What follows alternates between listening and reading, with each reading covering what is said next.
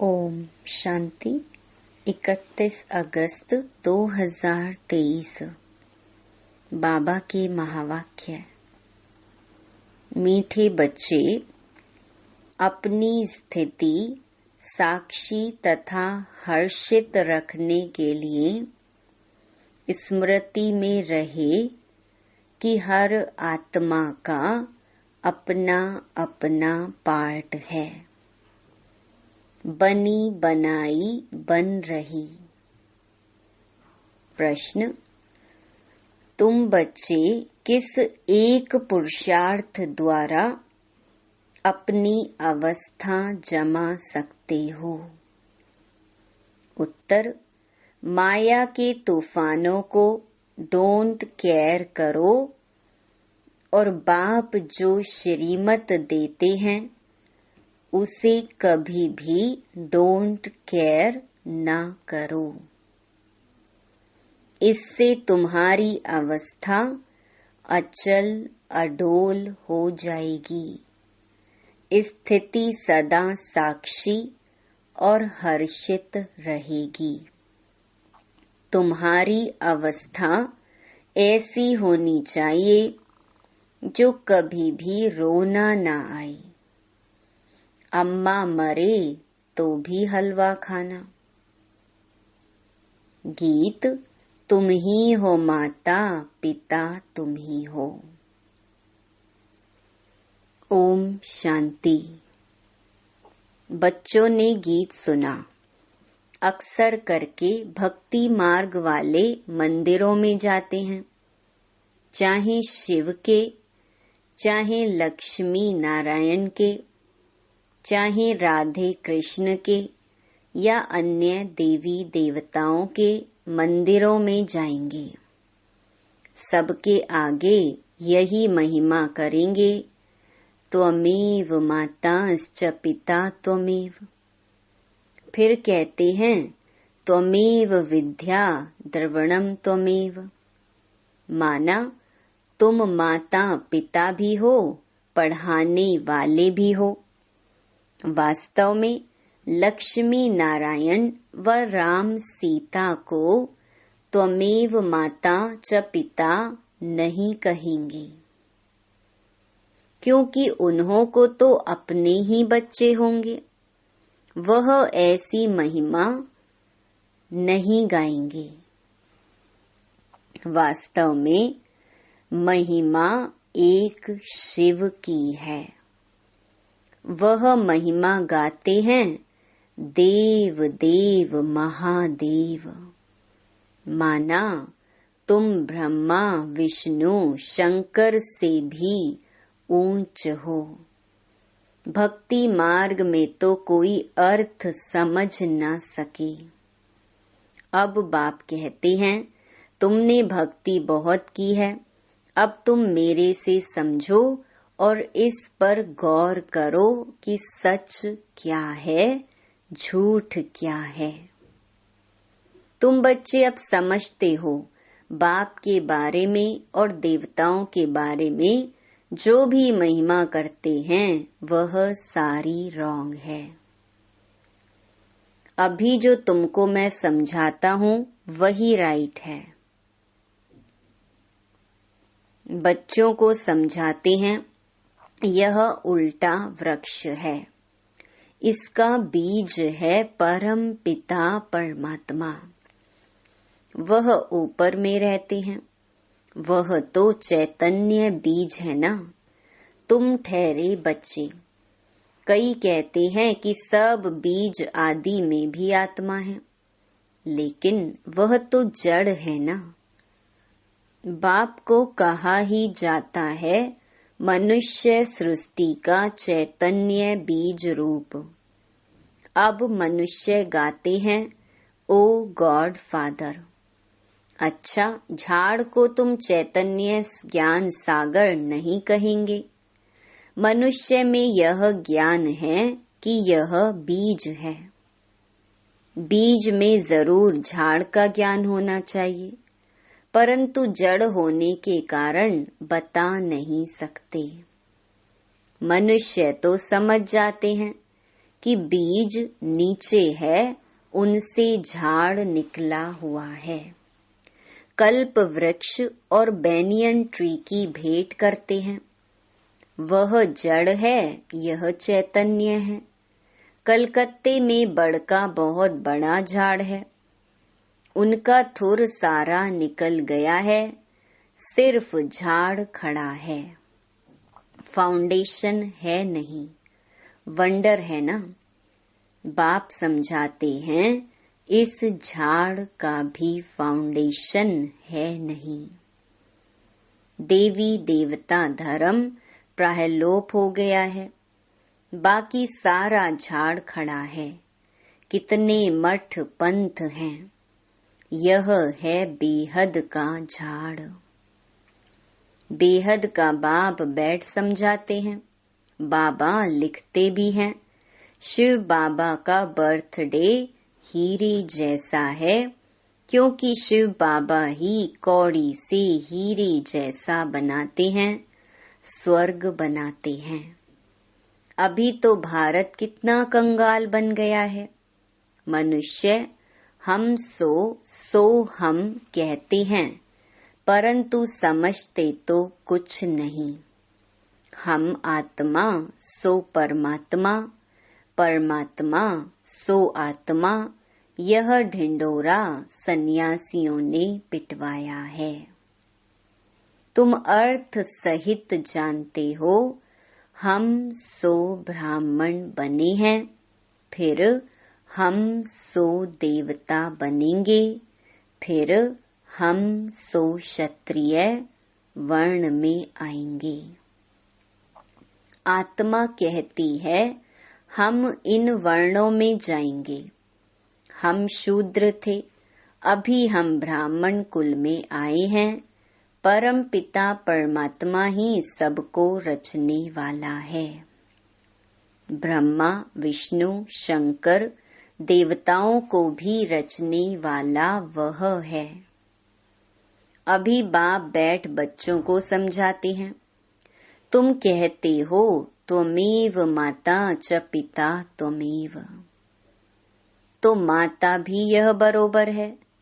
बाप बैठ बच्चों को बहलाते हैं। भक्ति मार्ग में मीरा भक्तिन थी, वह है भक्त माला, ज्ञान माला भी है। ज्ञान माला का नाम है रुद्र माला। रावण माला नहीं कहेंगे, रावण की भक्ति तो नहीं करते, राम माला है। भल अभी रावण राज्य है, परंतु रावण की माला नहीं होती। भक्त माला होती है, असुरों की माला तो नहीं होती। भक्त शिरोमणि में एक तो मीरा है, उनको श्री कृष्ण का साक्षात्कार होता था। लोक लाज सारी खोई थी। सेकंड नंबर में शिरोमणि भक्त कौन है? नारद। हाँ, उनका गायन है, दृष्टांत दिया जाता है। यह तो सब बातें बैठ बनाई हैं, रियल नहीं है। बाप कहते हैं कि मेल फीमेल सब सीताएं हैं, सब रावण की शोक वाटिका में हैं। लंका की बात नहीं, भारत की ही बात है। एक ही बाप सर्व का सद्गति दाता है। वह एक ना हो तो भारत कुछ काम का नहीं है। सबसे जास्ती पतित और सबसे जास्ती पावन भारत ही बनता है। भारत ही सबसे बड़ा तीर्थ स्थान है। भल अपने अपने पैगंबरों के तीर्थ पर जाते हैं, परंतु सबका सद्गति दाता एक बाप है। भारत ही अविनाशी खंड है। बाप कहते हैं मैं यहाँ आकर भारत को जीवन मुक्ति देता हूँ। बाकी सबको मुक्ति देता हूँ, सबका सद्गति दाता मैं हूँ। सचखंड स्थापन करने वाला बाप एक ही है। सचखंड में राज्य करने के लिए बच्चों को लायक बनाते हैं, खुद राज्य नहीं करते। बाप बैठ समझाते हैं, मैं कल्प कल्प आता हूँ भारत को सद्गति देने। बाकी सबको गति में वापस ले जाता हूँ। हर एक मनुष्य मात्र की जो आत्मा है, हर एक में अविनाशी पार्ट भरा हुआ है। इसको कहा जाता है बनी बनाई बन रही। समझो किसका बाप मर गया, उसने जाकर दूसरा जन्म लिया। अब रोने से क्या होगा? साक्षी होकर देखना है, यह ड्रामा है, इसमें रोने की दरकार नहीं है। गृहस्थ व्यवहार में तो रहना है। अम्मा मरे तो भी हलवा खाओ, बीबी मरे तो भी हलवा खाओ। यह उन्हों के लिए है जो गृहस्थ व्यवहार में रहते हैं। तुम्हारी अवस्था ऐसी होनी चाहिए जो कुछ भी दुख ना हो। बेहद के बाप को याद करते रहना है। इतनी अडोल अवस्था होनी चाहिए जैसे अंगद को रावण हिला नहीं सका। माया है बड़ी जबरदस्त। तुम स्थैर्यम रहते हो, माया के कितने भी तूफान लगे, डोंट केयर, घबराना नहीं है। फंक नहीं होना है। पुरुषार्थ करके अवस्था को जमाना है। बातें तो बहुत अच्छी समझाते हैं। तुम समझते हो हम पार्वतियां हैं। शिव बाबा अमर कथा सुनाते हैं। अमर लोक में है आदि मध्य अंत सुख। इस मृत्यु लोक में तो आदि मध्य अंत दुख ही दुख है। त्योहार आदि सब इस समय के हैं। लक्ष्मी नारायण आदि का कोई त्योहार नहीं। वह क्या सर्विस करते हैं? तुम ब्राह्मण बहुत सर्विस करते हो। देवताओं की आत्मा को सोशल वर्कर नहीं कहेंगे, ना जिस्मानी ना रूहानी। तुम हो रूहानी जिस्मानी डबल सोशल वर्कर। अच्छा, मनुष्यों को नष्टो मोहा बनने में मेहनत लगती है क्योंकि उनके पास कोई एम ऑब्जेक्ट नहीं है। यहाँ तो तुमको प्राप्ति बहुत है, तो बहुत नष्टो मोहा होना चाहिए ना। एक बाबा के साथ योग लगाना है। बाबा, ओ मीठे मीठे बाबा, आपको हमने पूरा जान लिया है। आगे तो सिर्फ कहने मात्र गॉड फादर कहते थे, अभी तो आप आए हो फिर से स्वर्ग की राजाई देने। यह कलयुग तो कब्रिस्तान होने वाला है। इसीलिए हम इसको क्यों याद करें? बाप कहते हैं, इस कब्रिस्तान में गृहस्थ व्यवहार में रहते मुझे याद करो। यह तो बहुत सहज है। जैसे भक्ति मार्ग में मनुष्य श्री कृष्ण की पूजा करते रहते हैं, बुद्धि धंधे धोरी में भागती रहती है। मन का घोड़ा कहाँ न कहाँ भागता रहेगा, तवाई के मुहाफिक। बाप कहते हैं कि शरीर निर्वाह करते बुद्धि का योग मेरे साथ लगाओ। मेरी याद से तुम्हें बहुत प्राप्ति होगी और सबसे तो अल्पकाल की प्राप्ति होती है। कितनी नौधा भक्ति की, अच्छा फिर क्या हुआ, साक्षात्कार किया, बस न। मुक्ति जीवन मुक्ति तो नहीं मिली। अब बाप कहते हैं कि तुम 21 जन्मों के लिए विश्व के मालिक बनते हो। स्वर्ग में गर्भ भी महल होता है, यहाँ तो गर्भ जेल है। लोग श्री कृष्ण जन्माष्टमी आदि कितना धूमधाम से मनाते हैं। तुम्हें सिर्फ मनाना नहीं है, लेकिन सबको समझाना है कि श्री कृष्ण का जन्म कब हुआ। श्री कृष्ण अभी कहाँ हैं? तुम जानते हो, अभी हम कृष्णपुरी का मालिक बनने के लिए पढ़ रहे हैं। बाप के पास बैठे हैं, बाप को हाथ जोड़े जाते हैं क्या? टीचर पढ़ाते हैं तो क्या उनको हाथ जोड़ना होता है? महिमा करनी होती है। टीचर से तो पढ़ना है। बच्चे बाप को घड़ी घड़ी हाथ जोड़ते हैं क्या? इस समय तो तुम घर में हो, तुमको भासना आती है, यह बाप भी है, पतित पावन भी है।